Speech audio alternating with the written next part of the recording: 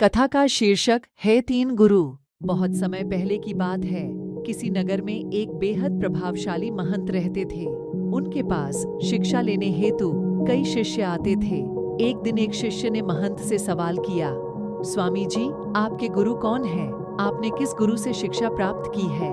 महंत शिष्य का सवाल सुन मुस्कुराए और बोले, मेरे हजारों गुरु हैं। यदि मैं उनके नाम गिनाने बैठ जाऊं तो शायद महीनों लग जाए, लेकिन फिर भी मैं अपने तीन गुरुओं के बारे में तुम्हें जरूर बताऊंगा। एक था चोर। एक बार मैं रास्ता भटक गया था और जब दूर किसी गांव में पहुंचा तो बहुत देर हो गई थी। सब दुकानें और घर बंद हो चुके थे, लेकिन आखिरकार मुझे एक आदमी मिला जो एक दीवार में सेंध लगाने की कोशिश कर रहा था। मैंने उससे पूछा कि मैं कहाँ ठहर सकता हूँ, तो वह बोला कि आधी रात गए इस समय आपको कहीं आसरा मिलना बहुत मुश्किल होगा, लेकिन आप चाहे तो मेरे साथ ठहर सकते हो। मैं एक चोर हूँ और अगर एक चोर के साथ रहने में आपको कोई परेशानी नहीं होगी तो आप मेरे साथ रह सकते हैं। वह इतना प्यारा आदमी था कि मैं उसके साथ 1 महीने तक रह गया।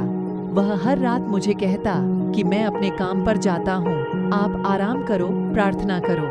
जब वह काम से आता तो मैं उससे पूछता कि कुछ मिला तुम्हें? तो वह कहता कि आज तो कुछ नहीं मिला, पर अगर भगवान ने चाहा तो जल्द ही जरूर कुछ मिलेगा। वह कभी निराश और उदास नहीं होता था, हमेशा मस्त रहता था। जब मुझे ध्यान करते हुए सालों साल बीत गए थे और कुछ भी हो नहीं रहा था, तो कई बार ऐसे क्षण आते थे कि मैं बिल्कुल हताश और निराश होकर साधना वादना छोड़ लेने की ठान लेता था। और तब अचानक मुझे उस चोर की याद आती जो रोज कहता था कि भगवान ने चाहा तो जल्द ही कुछ जरूर मिलेगा। और मेरा दूसरा गुरु एक कुत्ता था। एक बहुत गर्मी वाले दिन मैं बहुत प्यासा था और पानी के तलाश में घूम रहा था कि एक कुत्ता दौड़ता हुआ आया। वह भी प्यासा था। पास ही एक नदी थी। उस कुत्ते ने आगे जाकर नदी में झांका तो उसे एक और कुत्ता पानी में नजर आया जो कि उसकी अपनी परछाई थी। कुत्ता उसे देख बहुत डर गया।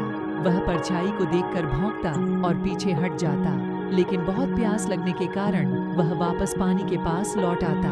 अंततः अपने डर के बावजूद वह नदी में कूद पड़ा और उसके कूदते ही वह परछाई भी गायब हो गई। उस कुत्ते के इस साहस को देख मुझे एक बहुत बड़ी सीख मिल गई। अपने डर के बावजूद व्यक्ति को छलांग लगा लेनी होती है। सफलता उसे ही मिलती है जो व्यक्ति डर का साहस से मुकाबला करता है।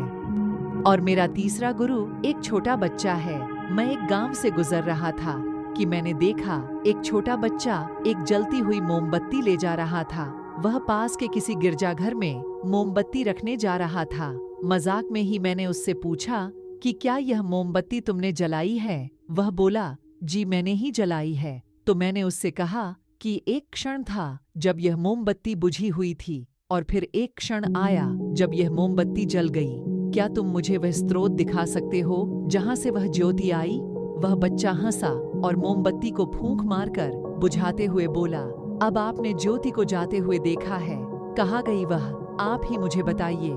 मेरा अहंकार चकनाचूर हो गया। मेरा ध्यान जाता रहा और उस क्षण मुझे अपनी ही मूर्खता का एहसास हुआ।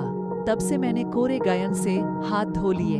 मित्रों, शिष्य होने का अर्थ क्या है? शिष्य होने का अर्थ है पूरे अस्तित्व के प्रति खुले होना, हर समय हर ओर से सीखने को तैयार रहना। जीवन का हर क्षण हमें कुछ न कुछ सीखने का मौका देता है। हमें जीवन में हमेशा एक शिष्य बनकर अच्छी बातों को सीखते रहना चाहिए। यह जीवन हमें आए दिन किसी न किसी रूप में किसी गुरु से मिलाता रहता है। यह हम पर निर्भर करता है कि क्या हम उस महंत की तरह एक शिष्य बनकर उस गुरु से मिलने वाली शिक्षा को ग्रहण कर पा रहे हैं कि नहीं।